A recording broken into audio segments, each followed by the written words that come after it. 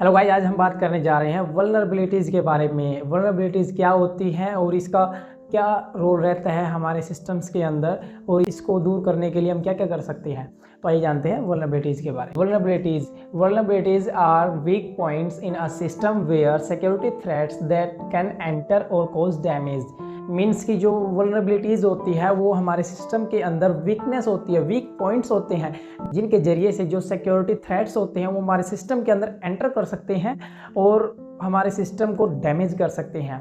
जैसे कि like steal data corrupt systems interrupt business operations. Means steal data कि हमारे डाटा को चुरा सकते हैं, जो भी हमारी इंपॉर्टेंट इंफॉर्मेशंस हैं उनको चोरी कर सकते हैं।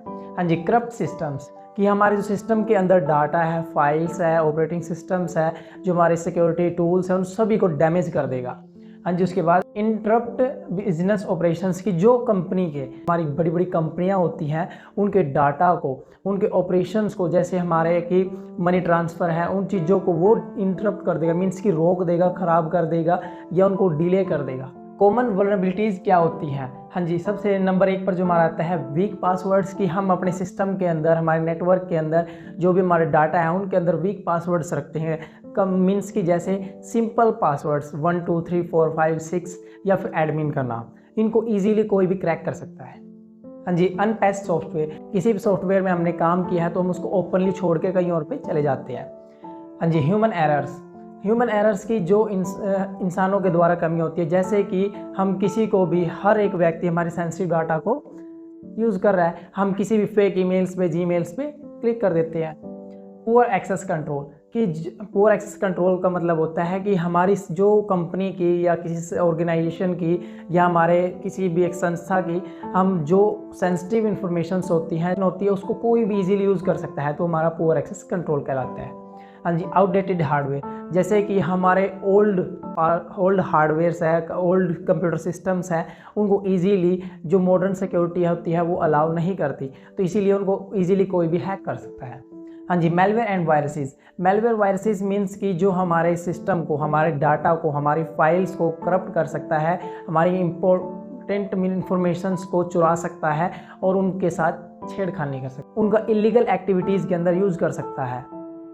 नेटवर्क वल्नरेबिलिटीज़ मीन्स कि हमारे जो नेटवर्क सिक्योरिटी होती है वो कमज़ोर होएगी, इसके अंदर हमारी नेटवर्क सिक्योरिटी के पासवर्ड को हम कॉमन रखते हैं। नेटवर्क सिक्योरिटी के जो सिक्योरिटी टूल्स होते हैं वो कॉमन्स होते हैं, जो हर कोई जानता है, तो ऐसा नहीं होना चाहिए। हमें इसमें MFA मल्टी फैक्टर ऑथेंटिकेशंस लगाने चाहिए। हाँ जी, उसके बाद लैक ऑफ बैकअप्स कि जब भी हमारे सिस्टम पे जो अटैकर्स होते हैं अटैक करके हमारे सिस्टम के डाटा को करप्ट कर देंगे, डैमेज कर देंगे, तो उस टाइम पे हमें बैकअप चाहिए। अगर बैकअप ही नहीं होगा तो हम उसको रिस्टोर कैसे करेंगे? हाउ टू रिड्यूस, नंबर 1 पर जो हमारा आता है use strong and unique password MFA। Means कि हमें अपने सिस्टम्स के अंदर स्ट्रॉन्ग पासवर्ड रखना चाहिए और उसके साथ साथ वो यूनिक भी होना चाहिए, ताकि किसी को भी क्रैक करने में बहुत ज़्यादा टाइम लग जाए, तब तक आप उसको चेंज कर पाओगे। सेकंड नंबर पर हमारा रेगुलेटरी अपडेट कि हमें अपने सिस्टम्स को, सिक्योरिटी पासवर्ड्स को, हमारे सिस्टम के ऑपरेशंस को, सिक्योरिटी ऑथेंटिकेशंस को, फायरवॉल्स को, ऑपरेटिंग सिस्टम को, इनको हमें टाइम टू टाइम अपडेट करते रहना चाहिए। उसके बाद ट्रेनिंग एम्प्लॉयज़ की, ट्रेन एम्प्लॉयज़ का मतलब होता है कि हमें अपने एम्प्लॉयज़ को ट्रेन करना चाहिए इसके बारे में, सिक्योरिटी अवेयरनेस कैंपेन्स लगवाने चाहिए उनके। हाँ जी, 4th नंबर पर limit access to sensitive data कि जो हमारी कंपनी का, ऑर्गेनाइजेशन का सेंसिटिव डाटा है उसको हर कोई एक्सेस ना कर पाए, सिर्फ और सिर्फ ऑथराइज्ड पर्सन ही एक्सेस कर पाए।